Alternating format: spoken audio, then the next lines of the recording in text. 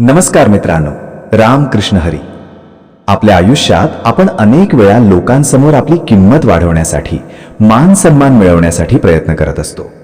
पण संत तुकाराम महाराज या अभंगातून अतिशय साध्या शब्दात एक मोठं सत्य सांगतात. खरा मान हा मागून मिळत नाही, तो आपल्या गुणांमुळे आणि वागण्यामुळे आपोआप मिळतो. जे लोक सतत रडून, विनंती करून किंवा इतरांकडून मान मिळवण्याचा प्रयत्न करतात, त्यांचा तो मान टिकत नाही. महाराज सांगतात की देवाने दिलेली गोष्ट हीच खरी गोड असते. कृत्रिमरित्या मिळवलेला सन्मान किंवा संपत्ती ही टिकाऊ नसते. जसं एखादी वस्तू सजूरून आकर्षक करून विकली जाते, तसं काही लोक स्वतःला दाखवतात, पण खरी किंमत आतल्या गुणांमध्ये असते. या अभंगातून आपल्याला शिकायला मिळतं की संयम, प्रामाणिकपणा आणि आत्मविश्वास या गुणांमुळेच खरा सन्मान मिळतो. हिरा घडण्यासाठी जसं वेळ आणि घास लागतो, तसंच माणसालाही स्वतःला घडवावं लागतं. म्हणूनच दुसऱ्यांकडून मान मागण्यापेक्षा स्वतःला इतकं सक्षम बनवा की लोक आपोआप तुमचा आदर करतील. अभंग 273. रडोनिया मान कोण मागता भूषण, देवे दिले तरी गोड, राहे रुची आणि कोड, लाविता लावणी विके भिके के जादानी, तुका म्हणे धीरा विण कैसा होतो हिरा. ओळ 1. रडोनिया मान कोण मागता भूषण.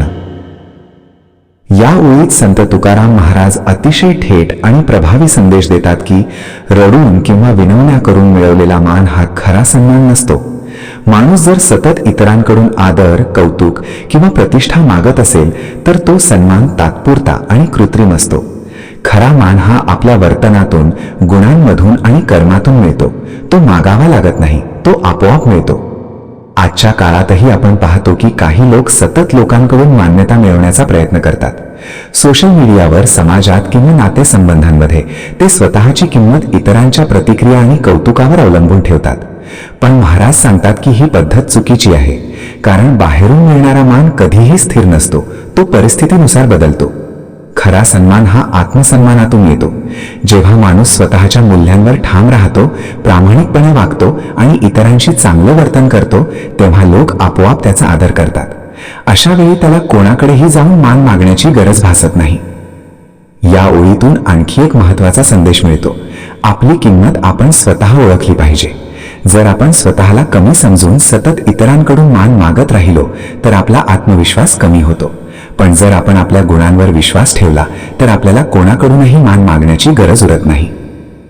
तुकाराम महाराज आपल्याला सांगतात की खरा भूषण म्हणजे सन्मान हा आपल्या आचरणात आहे. तो बाहेरून मिळत नाही, तो आतून निर्माण होतो. म्हणूनच रडून किंवा विनवून मान मागण्यापेक्षा आपल्या व्यक्तिमत्वावर काम करा, गुण वाढवा आणि प्रामाणिक राहा. मग सन्मान आपोआप तुमच्याकडे येईल. ओळ 2. देवे दिले तरी गोड, राहे रुची आणि कोड. या ओळीत संत तुकाराम महाराज अत्यंत सूक्ष्म पण गहन सत्य सांगतात. ते म्हणतात की देवाने काही दिलं तरी ते माणसाला गोड वाटतं, पण त्याच वेळी मनात रुची म्हणजे आवड आणि कोड म्हणजे आसक्ती किंवा लोभ राहतेच. म्हणजेच देवाकडून मिळालेलं सुख, संपत्ती किंवा यश याचा आनंद घेताना माणूस त्यात अडकून पडतो आणि त्याची आसक्ती वाढत जाते. महाराजांचा मुख्य संदेश असा आहे की मिळालेल्या गोष्टींचा आनंद घ्या, पण त्यामध्ये अडकू नका. कारण रुची आणि कोड वाढत गेली की माणूस त्या गोष्टींवर अवलंबून होतो. उदाहरणार्थ, एखाद्याला पैसा मिळाला तर सुरुवातीला तो आनंद देतो, पण नंतर त्याच पैशाची अधिक इच्छा निर्माण होते. हीच आसक्ती माणसाला अस्वस्थ करते आणि समाधान हरवते. आजच्या जीवनातही आपण हे स्पष्टपणे पाहतो. एखादं यश मिळालं की थोड्या वेळासाठी आनंद होतो, पण लगेच पुढचं मोठं यश हवंसं वाटतं. त्यामुळे मन कायम धावपळीत राहते. तुकाराम महाराज आपल्याला सांगतात की ही सतत वाढणारी इच्छा हीच दुःखाचं मूळ कारण आहे. देवाने दिलेलं जे काही आहे त्याबद्दल कृतज्ञ राहणं खूप महत्त्वाचं आहे, पण त्याच वेळी त्याच्याशी अति आसक्ती घेऊ नये. कारण आसक्ती वाढली की मनाची शांती नष्ट होते. खरा आनंद हा बाह्य गोष्टींमध्ये नसून अंतर्मनातील समाधानात आहे. या ओळीतून आपल्याला समजतं की जीवनात संतुलन ठेवणं आवश्यक आहे. मिळालेल्या गोष्टींचा स्वीकार करा, पण त्यात अडकू नका. आपल्या इच्छा आणि अपेक्षा यावर नियंत्रण ठेवा. जे आहे त्यात समाधान मानलं तरच खऱ्या आनंदाची अनुभूती मिळते. म्हणूनच तुकाराम महाराज आपल्याला शिकवतात की देवाच्या देणगीचा आदर करा, पण त्यात लोभ किंवा आसक्ती वाढवू देऊ नका. जेव्हा मन रुची आणि कोडपासून मुक्त होतं तेव्हाच खऱ्या अर्थाने शांती आणि समाधान प्राप्त होतं. ओळ 3. लाविता लावणी विके भिके के जादानी. या ओळीत संत तुकाराम महाराज अत्यंत तीव्र आणि वास्तववादी संदेश देतात. लाविता लावणी म्हणजे लोकांसमोर गोड बोलून, दिखावा करून स्वतःचं कौतुक करून घेणं, आणि विके भिके के जादानी म्हणजे अशी व्यक्ती स्वतःला विकून टाकते. ती आपली प्रतिष्ठा, स्वाभिमान आणि सत्य यांना सोडून इतरांकडून काहीतरी मिळवण्यासाठी भीक मागते. महाराज इथे सांगतात की जे लोक सतत स्वतःचं प्रदर्शन करतात, इतरांना खुश करण्यासाठी खोटं वागतात, ते हळूहळू आपली खरी ओळख हरवतात. ते बाहेरून चांगले दिसण्याचा प्रयत्न करतात पण आतून रिकामे होतात. अशा वागण्याने मिळणारी स्तुती किंवा लाभ हे खरे नसतात, कारण ते सत्यावर आधारित नसतात. आजच्या काळातही हे खूप लागू होतं. सोशल मीडियावर किंवा समाजात अनेक जण स्वतःचं कौतुक करून घेण्यासाठी, लोकांना प्रभावित करण्यासाठी कृत्रिम वागणूक करतात. पण यामुळे मिळणारा मान हा तात्पुरता असतो. उलट यामुळे माणूस स्वतःपासूनच दूर जातो. तुकाराम महाराजांचा मुख्य संदेश असा आहे की स्वतःची किंमत कधीही कमी करू नका. इतरांकडून मान, पैसा किंवा प्रसिद्धी मिळवण्यासाठी आपलं सत्य, आपले मूल्य आणि आपला स्वाभिमान विकू नका. कारण एकदा स्वाभिमान गमावला की पुन्हा तो मिळवणं खूप कठीण होतं. खरं आयुष्य म्हणजे प्रामाणिकपणे जगणं, जे आहोत तेच राहणं, कोणासाठीही खोटा दिखावा न करणं. देवाला किंवा समाजाला खुश करण्यासाठी खोटं रूप धारण करणं हे चुकीचं आहे.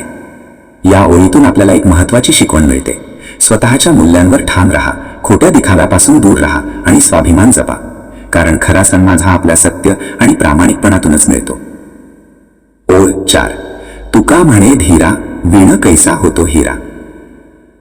या ओळीत संत तुकाराम महाराज अत्यंत सुंदर उदाहरण देतात. ते म्हणतात की धीरा म्हणजे संयमी, धैर्यवान आणि स्थिर मनाचा माणूस.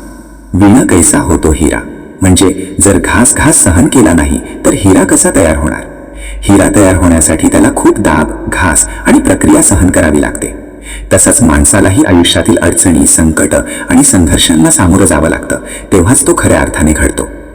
महाराजांचा मुख्य संदेश असा आहे की संयम आणि धैर्याशिवाय जीवनात मोठेपण मिळत नाही. आज अनेकांना पटकन यश हवं असतं, पण तेवढाच संयम ठेवायला तयार नसतात. अडचण आली की लगेच निराश होतात. पण तुकाराम महाराज सांगतात की जो माणूस संकटांना शांतपणे सहन करतो, त्यातून शिकतो, तोच खरा हिरा बनतो. जीवनात येणाऱ्या अडचणी या आपल्याला तोडण्यासाठी नसतात, तर घडवण्यासाठी असतात. प्रत्येक कठीण प्रसंग आपल्याला काहीतरी शिकवतो, आपल्याला मजबूत बनवतो. जर आपण त्या प्रसंगांना धैर्याने तोंड दिलं तर आपली किंमत वाढते. आजच्या काळातही हे तितकंच महत्त्वाचं आहे. यशस्वी लोकांकडे पाहिलं तर त्यांच्या आयुष्यात अनेक संकट आलेली असतात, पण त्यांनी हार मानली नाही. त्यांनी संयम ठेवला आणि पुढे जात राहिले. म्हणूनच ते आज यशस्वी झाले. या ओळीतून आपल्याला समजतं की संयम, धैर्य आणि सातत्य हेच खऱ्या यशाचे आधार आहेत.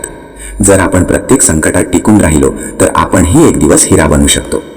म्हणूनच तुकाराम महाराज सांगतात, संयम ठेवा, धैर्य ठेवा आणि संघर्षाला घाबरू नका.